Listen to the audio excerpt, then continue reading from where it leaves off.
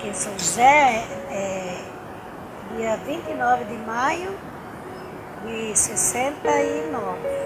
Tinha ganhado um neném recém, estava com 40 dias nascido, já tinha 4 com 5 filhos, né?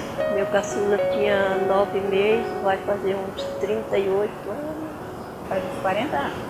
A gente veio aqui em São José, era só sapezal. Isso aqui era todo mato, só sapéu. Os motoristas não conheciam que quando chegamos na balsa, que era balsa, né? Aí cheguei aqui, só eu e meus filhos, eu não tinha nenhum rancho para morar. Eu sempre somente era só os filhos e a roupinha do corpo. Quando nós chegamos em São José, não tinha água encanada. Na época, o mais difícil era a água, porque você usa água para tudo, né? Tinha que madrugar, com o carrinho, com o animal, né? A gente saía madrugada para chegar no poço. Aí depois veio encanado na rua, a gente pegava água na rua e foi melhorando, até que a água entrou na casa.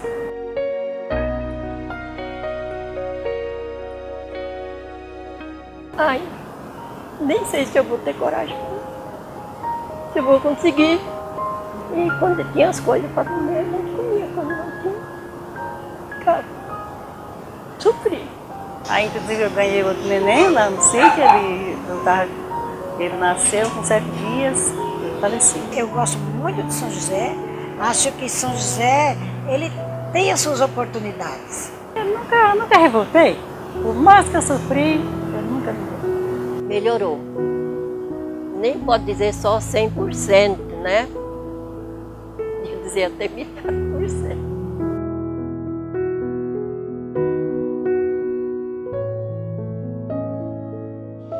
A família é a base de tudo.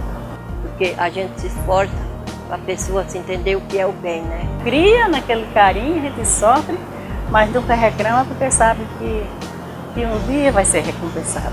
Porque mãe deve ser pessoa, aonde quer que seja, né? Brava para os filhos, de sangue, para a sociedade, para a comunidade, para quem encontrar. Eu enfrentei barra pesada, mas eu posso dizer que eu venci.